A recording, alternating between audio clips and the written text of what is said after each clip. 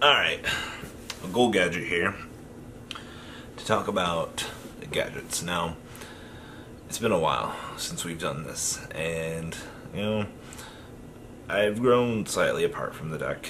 Don't think I haven't. I still mess around with it. Contrary to popular belief and what you cool kids might think about, me playing gadgets. Haha! But the deck will always have a soft spot in my heart. But today I wanted to talk about the deck in general and what the deck needs. So I hope this does well to find you guys as an introduction to touch a little bit better on what this channel has been through in time in general. So without further ado, let's get into this video. Stupid dabs.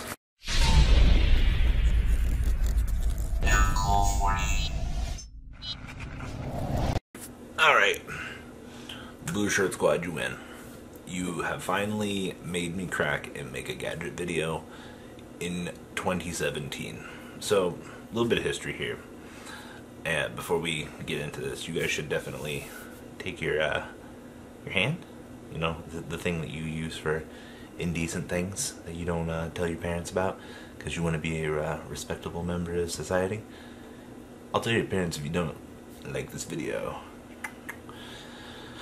So here's the thing. This channel was built off of my reputation as the gadget master. Red, yellow, and green. In my earlier days, I got my first regional top in 2007.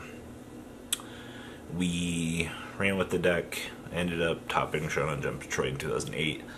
I was one of the few people that had Doom Caliber Knights, the Shonen Jump price cards. There's a very bad stigmata back in the day that it took a Shonen Jump price card to do well in an event, which Crush Card Virus pretty much built that mentality for the game.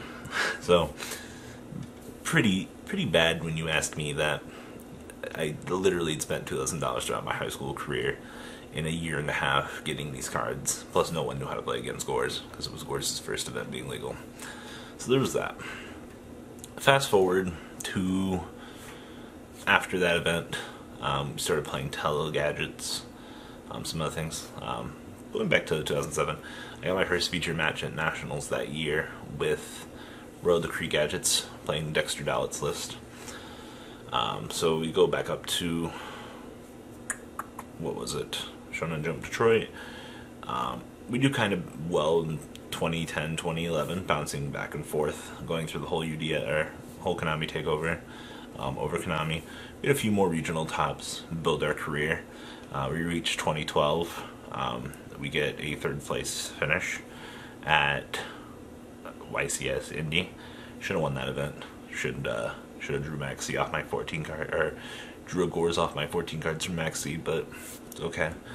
It's okay, buddy. You did it. You did something that most people wish that they could accomplish. And then we reached Dragon Ruler format, where the game's evolution pretty much changes. Dragon Ruler Spellcaster or Spellbook format will always be the defined turning point that I think decks like Gadgets just kind of fell off the face of the planet. And I tried throughout my 2013, 2014. I did get one regional top in Dragon Ruler format with Gadgets. It was only because I got extremely lucky and redoxed into being able to make a Shockmaster called Monsters and stunned my opponent to squeak into top 8. That was a monumentous occasion by a lot of people. But that was really it. That was the last time I actually really... Actually, I remember I did anything with Gadgets up through like 2014, 2015. And there was just a dry period. So that's a brief history on Gadgets. Now, what does it take to bring that deck back to life? Well, first off, this is also before Gold and Silver Gadget, but they didn't really help. Gadgets were always an engine throughout time. They were... You trade your normal summon for a card that floats to your hand, which is pretty much why I liked Zoo. You had a self-replacing engine, and you had a stun aspect, all built in to essentially the same deck. And to me, Zoo was essentially gadgets for what you did, and the level in which you did it with the recursion, just not red, search yellow, search green. So here's the thing. I always tried to play the deck as a stun-based deck. Zoo. You would normal summon your monster, you would float into another resource for the next turn. You also had other variants throughout time that you could spam. You had things like Ultimate Offering. You know, I'm the full reason why Dimensional Prison Utopia does not work. You can go look up one of my feature matches. I always get to take credit for that. Utopia was a Spell Speed 2 effect for like 3 days. And I got away with it and snagged a regional top 8 qualifier, or regional flight at Gen Con one year because of that. I can't believe they ruled it that way. So, you have a stun-based deck that can shift into more of an explosion type deck depending on your format. And it's one of the cool things I liked about the deck was you could go from control with your trap cards, or you could play an explosive variant until we lost Ultimate Offering. Now, to bring gadgets back, we would have to probably start with Ultimate Offering. And if you move Ultimate Offering, there are other repercussions, but I think Offering is the place that you start to take advantage of Yellow and Gold gadget. Yellow and Gold, Jesus. Gold and Silver. That way, you have an engine that can literally go summon, search. Both engines can float.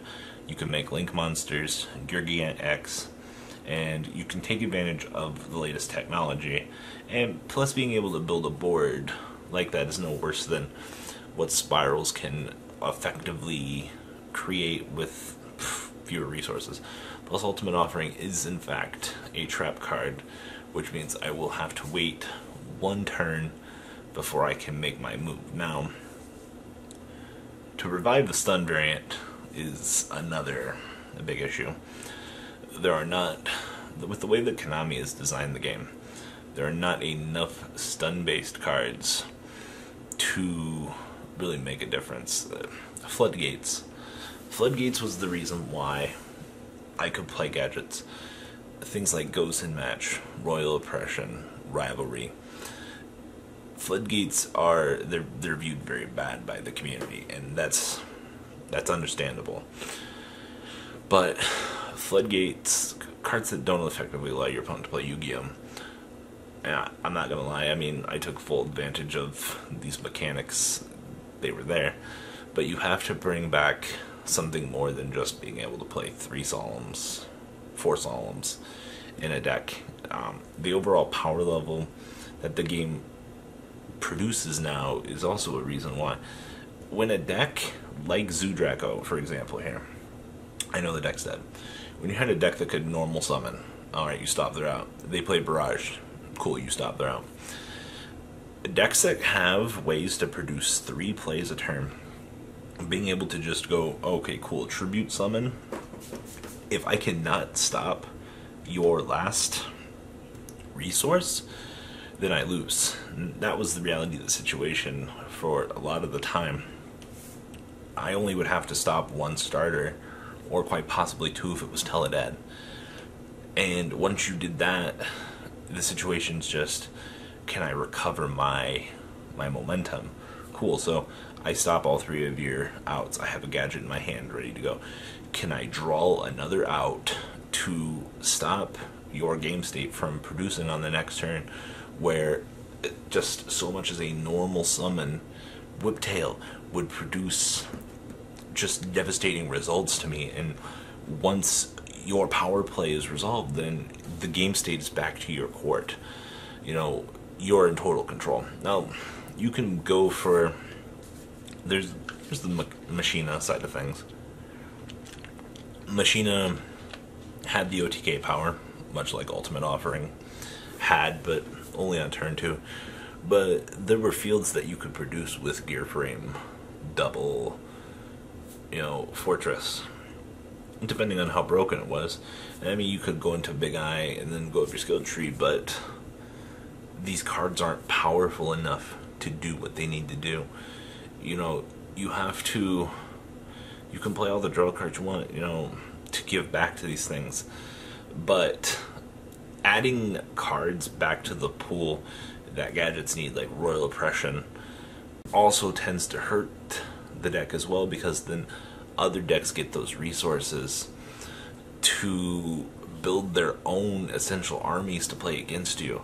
And I can tell you that, contrary to popular belief, a well-timed Royal Oppression on gadgets will probably end your strategy. And it's one fatal flaw is all it takes.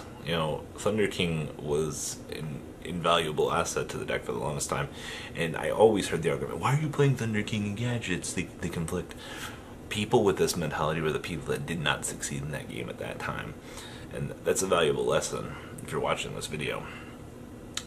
With mentalities like this, if you can't understand why you're playing one card that conflicts with another, and it's like saying, why am I playing this and playing Pot of Desires? That stigmata will only hurt you, because you have to take that chance that conflict, it's not going to be relevant, because Thunder King would out the answer that you needed it to, and then you could just move along with your stun engine. It's also the same reason why stun isn't viable anymore either. Fossil King, or Fossil Dyna, Doom Caliber Knight, King Tiger Wang Hu, Thunder King Ryo himself. These were all stun variants, stun cards that have attributed to gadgets over the years. But there's not much you can do when the engine needs a slower game. And ever since Dragon Ruler format, the speed of the game, it's too fast for a normal summon red gadget search for yellow. And it's become more, it's not really a meme, but it's always cool when people come up and say, hey, you got me into this game through gadgets. And I don't really have that feel anymore. I'm trying my best, like Venusaur in the opening of Pokemon, to find my own place in this game, to try to teach people to mess around with gadgets every once in a while. I won't say it in my videos, but most of my gadget core is sitting in a box. Every once in a while, I'll dig it out, thumb through it, try to put together something. If it doesn't look good, then put it back in the box and walk away. It sucks to say that, because I love the deck. I really do. But I know you guys want to see me play gadgets at an event.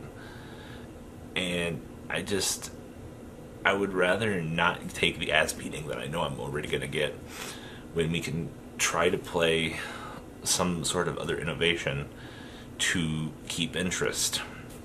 Be like, hey guys, we tested this. Here are the results. I know you guys want a miracle. I know you guys want that gadget top to come back out. I get that. Gadgets are like ABCs. So, I get to play Gold and Silver Gadget in that. So, that's that. I might dick around with the ABCs for a little while, so I can play Gold and Silver Gadget, so I can be the best Gold Gadget that there ever was. But as for a miracle happening with the original 3 anytime soon, even if they give us back power cards, the reality of the situation is there's not enough essential stops in the game, enough floodgates to slow down the game to a point to where just normal summon search will be effective. And there's not much else I can really say about that. I would love to see it. I would definitely take the deck to a tournament one time if Royal Oppression was at 1, just because. But one-ofs, they're one-ofs. You might snag one game, but will it be consistent enough to steal a 2 out of 3? Gadgets even lose to Blue Eyes at the moment, and they're considered tier 2. I'm pretty sure Gadgets would lose to Dark Magician too. And that'd be a sad realization to me that I'm losing to Dark Magicians. Hashtag meme deck 2K17. So there are other people or other evolutions out there. Just remember, guys, I'm the best blue shirt gadget that there ever was. And you know, the OG people on this channel, you guys appreciate that, and it means a lot to me. I've signed many gadgets in my time, and we will continue to remember red, yellow, and green. I mean, hell, they're even on the side of my deck box. Hee hee.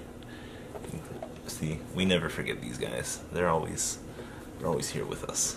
So, what do you guys think gadgets need to be competitive again? There's a lot of things that they can do. I just think that they need to design an exclusive archetype support in addition to them. But the issue is, you know, they're cards from the original Yu-Gi-Oh! The original Yu-Gi played them. That's why I like them as iconic cards, but that's what it is. But yeah, tell me what we need to make gadgets a deck again. Alright, I'm out. Deuces. The ride never ends, guys. Make sure you enable those notifications to get the latest videos that are being posted on this channel. Make sure you guys check out VanCole40 for my Cardfight Vanguard channel. And join me and House of Champions on the Zodiac Duelist TV Twitch stream. We'll be interacting with our audiences. And please check out No Limit Gaming and LGTCG.com for the cheapest trading cards on the market. Thanks for watching, guys, and please have a good day.